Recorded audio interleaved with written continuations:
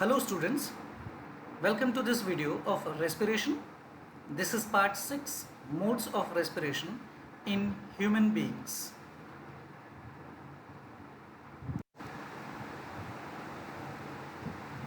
Now देखिए, respiratory system of men. Human beings perform pulmonary respiration. मैंने आपको पहले भी कहा था लंग्स से रिलेटेड जो भी रेस्पिरेशन होता है उसको हम कहते हैं पल्मोनरी रेस्पिरेशन. ह्यूमन बींग्स में जो होता है वो ये वाला होता है. Human respiratory system consist of a respiratory tract जिसमें वो पूरा passage right from the beginning to end जहाँ से सांस हम लेते हैं और ऑक्सीजन या गैसेज अंदर आती है और जाती है वो पूरा कहलाता है respiratory tract. A pair of lungs हमेशा पेयर में पाए जाते हैं, 2 होते हैं. एंड एसेसरी ऑर्गन्स और साथ में कुछ ऐसे ऑर्गन जो इसमें हेल्प करते हैं that bring about breathing. The accessory organs are thorax. Thorax का मतलब होता है आपकी छाती वाला एरिया, आपकी नेक यानी गर्दन से लेके पेट के ऊपर तक. पेट के ऊपर एक फ्लैप लाइक स्ट्रक्चर होता है जिसको हम कहते हैं डायफ्राम. तो डायफ्राम के नीचे वाला हिस्सा पेट का हिस्सा होता है जिसको हम कहते हैं एब्डोमेन. और डायफ्राम के ऊपर वाला नेक तक ये जो इलाका है, ये जो रीजन है हमारे बॉडी में, इसको कहते हैं थोरैक्स या थोरेसिक कैविटी. ओके, तो ये थोरैक्स, इसके अंदर पाया जाता है रिब केज. रिब को हम हिंदी में कहते हैं पसली, हड्डी पसली. तो उसमें से रिब्स को कहते हैं पसली और इन पसलियों से मिल के ऐसे पिंजरे जैसा बनता है, केज जैसा, इसीलिए इसको कहा जाता है रिब केज. डायफ्राम ये एक मस्कुलर फ्लैप लाइक स्ट्रक्चर होता है जो पार्टीशन करता है. एंड देयर मसल्स, और कुछ मसल्स होती है जिसकी मदद से ये अंदर बाहर होता है. Thorax is upper air tight chamber of the body. याद रखिए एयर टाइट चैम्बर होता है ऊपर से और नीचे से, यानी यहाँ का और यहाँ का बिल्कुल पैक होता है. ये एयर टाइट चैम्बर होता है बॉडी का which is bounded by rib cage on the sides. जिसके साइड में ये रिब केज होता है. डायफ्राम नीचे तरफ होता है और ऊपर में नेक होती है. डायफ्राम क्या होता है? एक muscular partition between thorax and abdomen. Thorax ये छाती वाला इलाका या रीजन और नीचे पेट वाला एरिया इज कॉल्ड एब्डोमेन. और उन दोनों के बीच का जो पार्टीशन है मस्कुलर, ये डायफ्राम कहलाता है. और ये बलून के सरफेस जैसा होता है, जैसे ही प्रेशर पड़ता है तो फूल सकता है, ये स्ट्रेचेबल होता है काफ़ी. तो ये it can straighten as well as become curved upwardly by contraction and relaxation of muscles. जैसे जैसे हमारी नसें खींचाती है या सिकुड़ती है उसके हिसाब से ये ऊपर नीचे होता है. जितने बार हम सांस लेते हैं उतने बार ये ऊपर नीचे होता है. रिब केज ये जो है, rib cage consist of vertebral column on the back. Vertebral column का मतलब होता है हमारी रीढ़ की हड्डी वाला जो पार्ट है पीछे. देखिए ये पीछे से, तो एक तरफ पीछे तरफ से ये जितने भी पसलियाँ हैं ये उसमें अटैच होती है. एंड स्टर्नम इन फ्रंट, और सामने में आप देखेंगे ये एक बड़ी हड्डी में जाके अटैच हो रहा है और ये काफ़ी हार्ड हड्डी का टुकड़ा होता है. ये सामने तरफ होता है, हमारी छाती में ये सामने की तरफ होता है. इसको हम कहते हैं स्टर्नम. तो इसका मतलब हमारी जो रिब केज होती है वो सामने से स्टर्नम में अटैच होती है और पीछे तरफ से वर्टिब्रल कॉलम में अटैच होती है. The ribs have obliquely placed muscles. इसके अलावा इनमें बहुत सारी ना मसल्स भी होती है जो इसको मूव कर सकते हैं. इसलिए जब हम सांस लेते हैं तो ये हमारे जो लंग्स है, फेफड़े हैं, वो अंदर बाहर होते हैं upwardly and outwardly for increasing its girth. Girth का मतलब होता है जगह ज़्यादा घेरना. तो जब हम सांस लेते हैं तो हमारे लंग्स में हवा भर जाती है और जिसके कारण फूल जाते हैं. तो फूलने के कारण वो जगह ज़्यादा घेरते हैं. लेकिन याद रखिएगा वो फूलते ज़रूर और ज़्यादा जगह लेते हैं लेकिन रहते रिब्स के अंदर है. रिब्स नहीं फूलती है कभी, वो हार्ड है, वो फिक्स है अपनी जगह पे. रिब्स के अंदर लंग्स ऊपर नीचे ऐसे हवा के कारण होते हैं.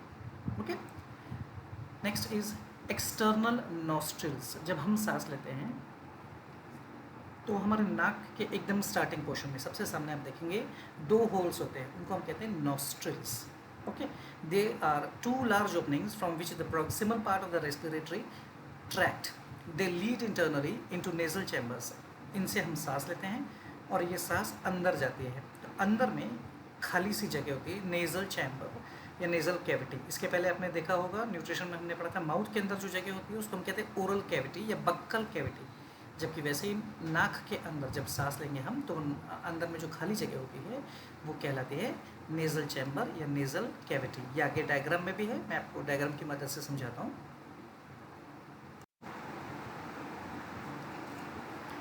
देखिए ये रहा हमारा माउथ जो हमने न्यूट्रिशन पढ़ा. तो माउथ के अंदर की जो जगह है वो बक्कल कैविटी कहला रही है. फिलहाल हम पढ़ रहे हैं रेस्पिरेशन। तो इसमें ये रहे नॉस्ट्रल्स जो दो होते हैं, याद रखिए वो जो दो छेद है उनके बीच में ना एक ऐसे पार्टीशन टाइप का आपको दिखाई देगा, उसको हम कहते हैं सेप्टम।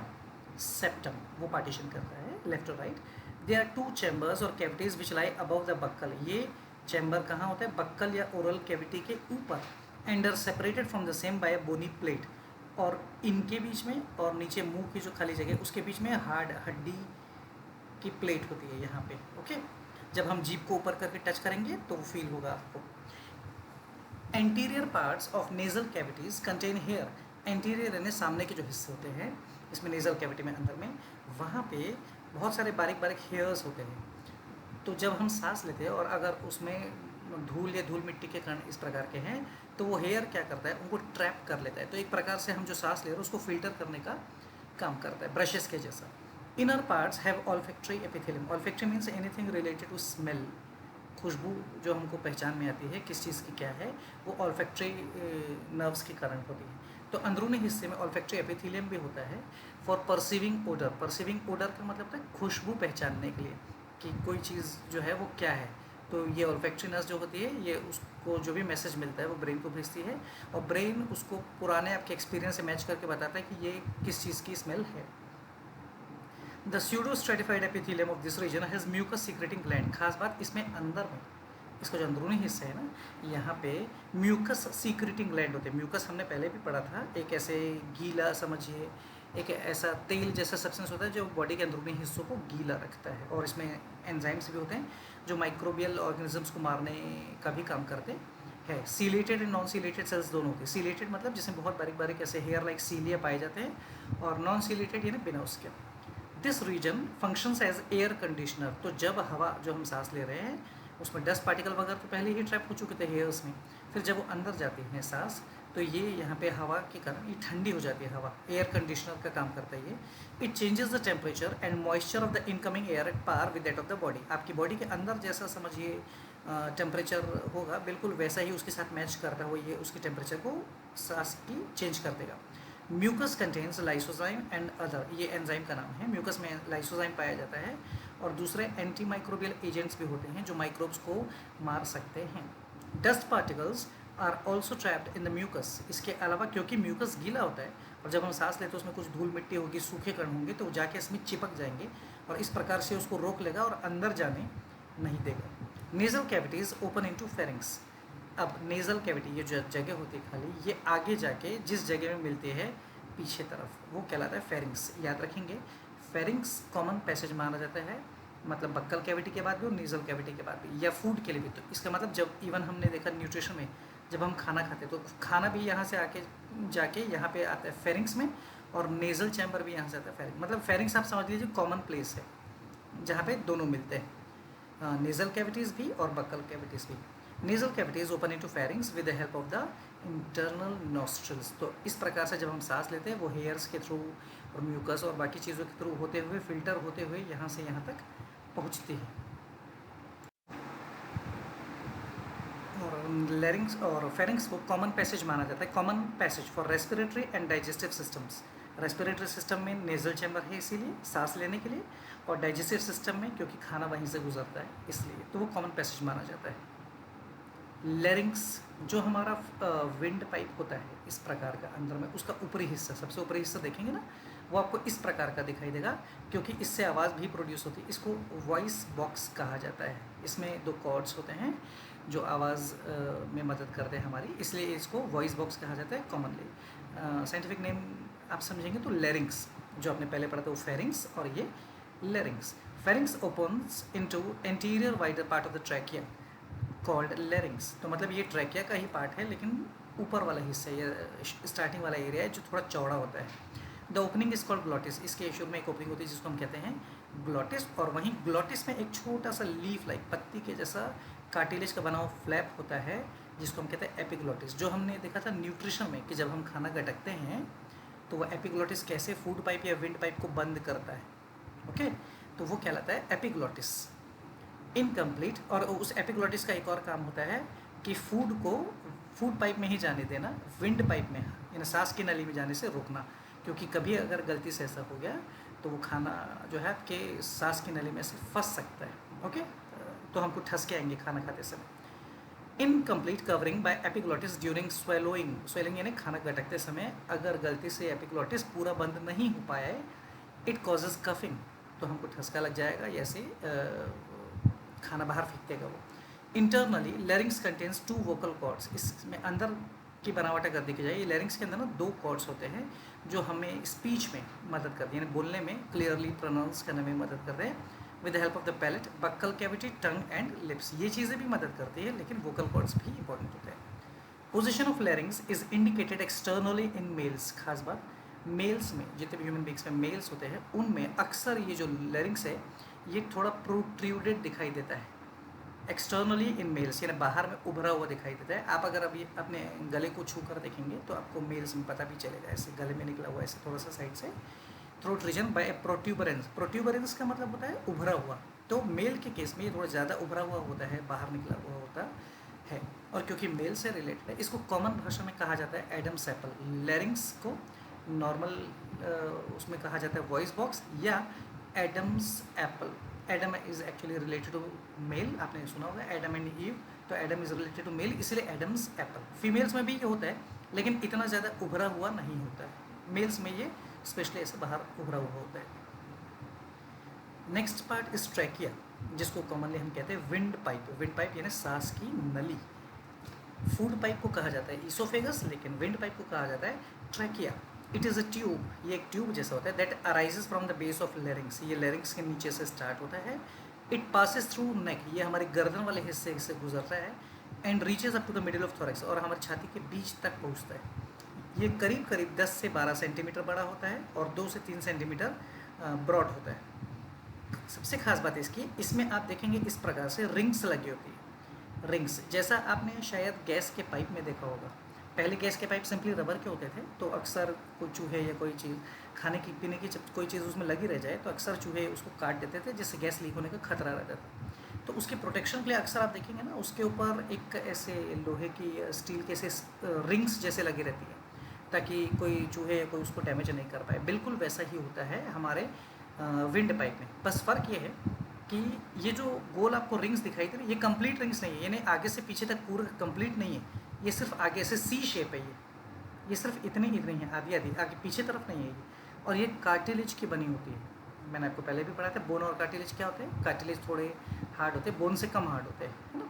तो ये सी शेप्ड होते हैं और कार्टिलेज की रिंग्स बनी हुई होती है। इसका काम होता है ट्रैकिया को यानी विंड पाइप को ओपन रखना। याद रखेंगे फूड पाइप कोलैप्स होता है, यानी जब आप खाना नहीं गटक रहे ना तब वो फूड पाइप बंद पोजीशन में होता है, सिर्फ जब खाना गटकते तब खुलता है। लेकिन ये सी शेप जो रिंग्स है ये ट्रैकिया को हमेशा खुला रखते हैं ताकि सांस अंदर जा सके। Next important part is bronchi. Diagram में आप देख सकते हैं ध्यान से, ये यहाँ से ये स्टार्ट है, ये रहा आपका लैरिंक्स यानी वॉइस बॉक्स, उसके नीचे ये जो पाइप है ये है ट्रैकिया। अब आपकी छाती के यानी थोरैक्स के बीचों बीच तक पहुँचने के बाद ये 2 पार्ट्स में बढ़ जाता है, लेफ्ट और राइट, और लंग्स में एंटर कर जाता है। ओके, अभी भी लेकिन वो रिंग्स अभी भी है, आप देखेंगे इसमें अभी भी रिंग्स है, इनको कहा जाता है ब्रोंकाई। इसका मतलब ट्रैकिया के जो 2 सब डिवीजन हुए यानी ब्रांचेस हुई उसको कहा जाता है bronchi.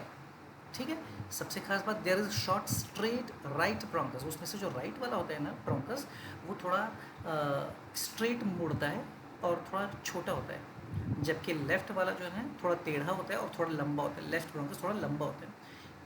Each bronchus enters the lung of it side, और दोनों जो ब्रोंकस है यानी ट्रैकिया के पार्ट्स जो है ब्रोंकस, वो दोनों अपने अपने साइड के लंग्स में एंटर करते हैं। ट्रैकिया अभी तक बाहर ही रहता है, ट्रैकिया बाहर होता है, वो किसी लंग्स में नहीं, उसका वो ब्रांच जो लंग्स के अंदर चला जाता है वो ब्रोंकस कहलाता है। जो ब्रोंकस होता है वो यानी ब्रोंकस और उसकी जो छोटी छोटी ब्रांचेज है वो, उसमें भी इनकम्प्लीट या सी शेप कार्टिलेजेस रिंग्स होती है उसको सपोर्ट करके यानी खींच के रखने के लिए, ताकि वो पाइप्स बंद ना हो जाए। They are lined internally by ciliated and mucus secreting epithelium, अंदर की तरफ उसमें लेयर होता है सीलिएटेड एपिथेलियम का, या म्यूकस भी होता है जो उसको गीला रखता है। Branches of bronchi ultimately produce very fine, जैसे ट्रैकिया से ब्रांच होके ब्रोंकाई बना, वैसे ही ब्रोंकाई से आगे जाके और बारीक होता है वो, तो कहलाता है ब्रोंकियोल्स। ट्रैकिया से ब्रोंकाई, ब्रोंकाई से ब्रोंकियोल्स। लेकिन ब्रोंकाई और ब्रोंकियोल्स में एक ही फर्क है कि ब्रोंकाई में ये कार्टिलेजस रिंग्स थी, सी शेप रिंग्स थी, जबकि ब्रोंक्यूल्स में ऐसा नहीं होता, वो रिंग्स नहीं होते हैं। और जब ये ब्रोंक्यूल्स और जाके आगे ये ऐसे बारीक बारीक हो जाते हैं, और आगे जाके जब वो और ज़्यादा बारीक होंगे तब कहलाएंगे एल्वियोली। एल्वियोली या एल्वियोलर सेक्स। सेक का मतलब होता है बैग लाइक स्ट्रक्चर, है ना। और यहाँ पे एल्वियोलर सेक, ये असली जगह है, ये एल्वियोलर सेक, जहाँ पे एक्चुअली एक्सचेंज ऑफ गैसेस होता है, जो हम ऑक्सीजन और कार्बन डाइऑक्साइड एक्सचेंज होता है हमारे बॉडी में, वो एक्चुअल में यहाँ एल्वियोली में या एल्वियोलर सेक के अंदर होता है। तो इसीलिए इनको कहा जाता है alveoli are actual sites of gaseous exchange. इसका मतलब आप ऐसे समझ सकते हैं कि जब हम सांस लेते हैं तो सांस लेते हैं नॉस्ट्रिल, नॉस्ट्रिल से पीछे फेरिंग्स, फेरिंग्स से लैरिंग्स, लैरिंग्स से ट्रैकिया, ट्रैकिया से ब्रोंकाई, ब्रोंकाई से ब्रोंक्यूल्स, ब्रोंक्यूल से एल्वियोली, और फाइनली वो एल्वियोली में गैसेस का एक्सचेंज हो जाता है। ब्लड कैपिलरीज में ऑक्सीजन दे देता है और वहाँ से कार्बन डाइऑक्साइड खींच लेता है और वापस उल्टा कार्बन डाइऑक्साइड को लेके आता है। फिर एल्वियोली से ब्रोंक्यूल्स, ब्रोंक्यूल से ब्रोंकाई, ब्रोंकाई से ट्रैकिया, ट्रैकिया से लैरिंग्स, फेरिंग्स, और फिर सांस बाहर। इसको हम कहते हैं एक्सहेलेशन। सांस अंदर लेना इनहेलेशन, सांस बाहर छोड़ना इज एक्सहेलेशन।